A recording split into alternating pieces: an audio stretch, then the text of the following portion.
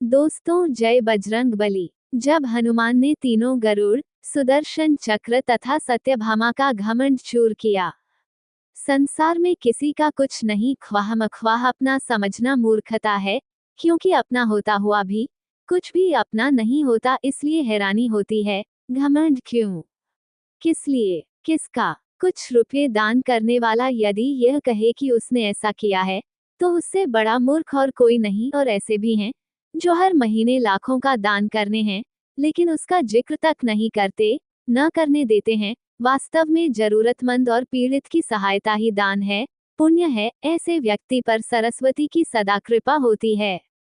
पर क्या किया जाए, देवताओं तक को अभिमान हो जाता है और उनके अभिमान को दूर करने के लिए परमात्मा को ही कोई उपाय करना पड़ता है। गरुड़, सुदर्शन चक्र तथा सत्यभामा को भी अभिमान हो गया था और भगवान श्री कृष्ण ने उनके अभिमान को दूर करने के लिए श्री हनुमान जी की सहायता ली थी। श्री कृष्ण ने अपनी पत्नी सत्यभामा को स्वर्ग से पारिजात लाकर दिया था और वह इसीलिए अपने आप को श्री कृष्ण की अत्यंत प्रिय और अति सुंदरी मानने लगी थी। सुदर्शन चक्र को यह अभिमान हो गया था कि उसने इंद्र के वज्र को निष्क्रिय किया था, वह लोकालोक के अंधकार को दूर कर सकता है। भगवान श्री कृष्ण अत्यंत उसकी ही सहायता लेते हैं। गरुड़ भगवान कृष्ण का वाहन था।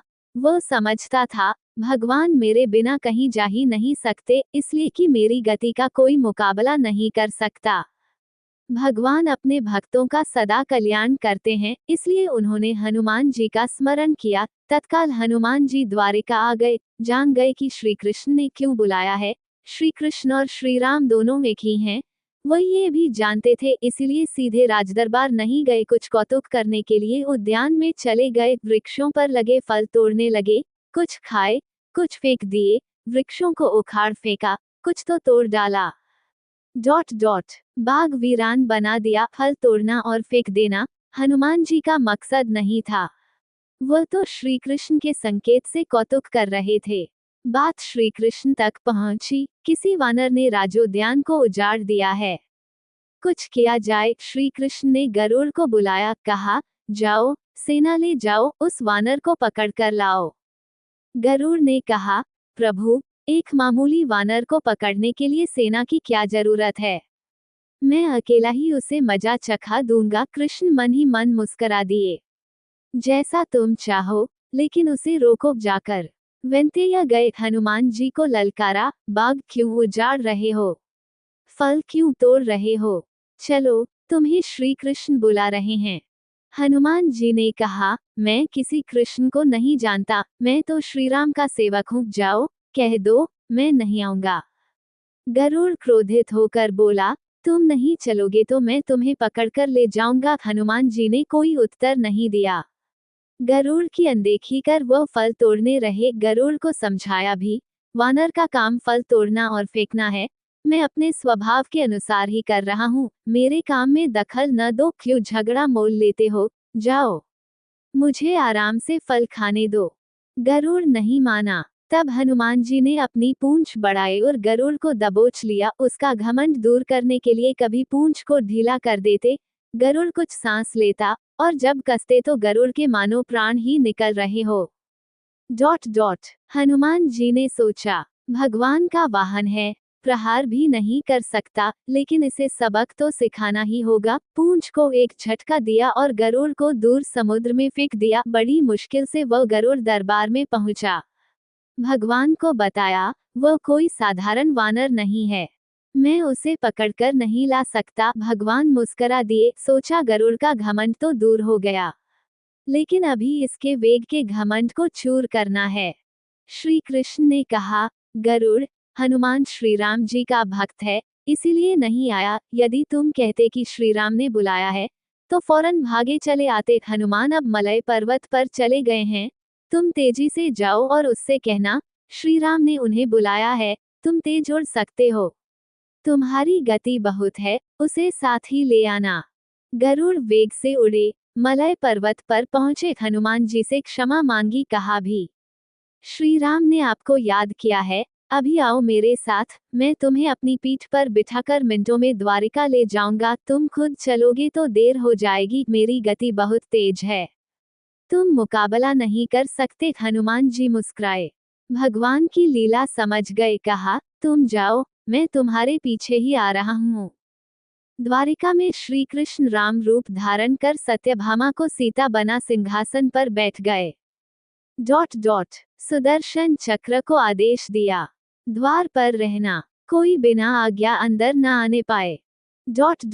श्री कृष्ण समझते थे कि श्री राम का संदेश सुनकर तो हनुमान जी एक पल भी रुक नहीं सकते। अभी आते ही होंगे गरुड़ को तो हनुमान जी ने विदा कर दिया और स्वयं उससे भी तीव्र गति से उड़कर गरुड़ से पहले ही द्वारका पहुंच गए। दरबार के द्वार पर सुदर्शन ने उन्हें रोककर कहा, बिना आज्ञा अंदर जाने की मनाही है। जब श्री राम बुला रहे हों तो हनुमान जी विलंब सहन नहीं कर सकते। सुदर्शन को पकड़ा और मुंह में दबा लिया, अंदर गए। सिंहासन पर श्रीराम और सीता जी बैठे थे। हनुमान जी समझ गए, श्री राम को प्रणाम किया और कहा, प्रभु, आने में देर तो नहीं हुई। साथ ही कहा, प्रभु माँ कहाँ है? आपके पास आज ये कौन दासी बैठी है? सत्यभामा ने सुना तो लज्जित हुई, क्योंकि वह समझती थी कि कृष्ण द्वारा पारिजात लाकर दिए जाने से वह सबसे सुंदर स्त्री बन गई है। सत्यभामा का घमंड चूर हो गया। उसी समय गरुड़ तेज गति से उड़ने के कारण हौंफते हुए दरबार में पहुंचा। सांस फूल रही थी, थके हुए से लग रहे थे, और हनुमान जी को दरबार में देखकर तो वह चकित हो गए। मेरी गति से भी तेज गति से हनुमान जी दरबार में पहुंच गए। लज्जा से पानी पानी हो गए। गरुड़ के बल का और तेज गति से उड़ने का घमंड चूर हो गया। श्री राम ने पूछा, हनुमान, तुम अंदर कैसे आ गए? किसी ने रोका नहीं? रोका था भगवान सुदर्शन ने। मैंने सोचा आपके दर्शनों में विलंब होगा, इसलिए उनसे उलझा नहीं, उसे मैंने अपने मुंह में दबा लिया था। और यह कहकर हनुमान जी ने मुंह से सुदर्शन चक्र को निकालकर प्रभु के चरणों में डाल दिया। तीनों के घमंड चूर हो गए। श्री कृष्ण यही चाहते थे। श्री कृष्ण ने हनुमान जी को गले लगाया, हृदय से हृदय की बात हुई और उन्हें विदा कर दिया। परमात्मा अपने भक्तों में, अपने निकटस्थों में अभिमान रहने नहीं देते। श्री कृष्ण सत्यभामा, गरुड़ और सुदर्शन चक्र का घमंड दूर न करते तो परमात्मा के निकट रह नहीं सकते थे। और परमात्मा के निकट रह ही वह सकता है जो मैं और मेरी से रहित है। श्रीराम से जुड़े व्यक्ति में कभी अभिमान हो ही नहीं सकता। न श्रीराम में अभिमान था, न उनके भक्त हनुमान में। न श्रीराम ने कहा कि मैंने किया है और न हनुमान जी ने ही कहा कि मैंने किया है। इसलिए दोनों एक हो गए, न अलग थे, न अलग रहे।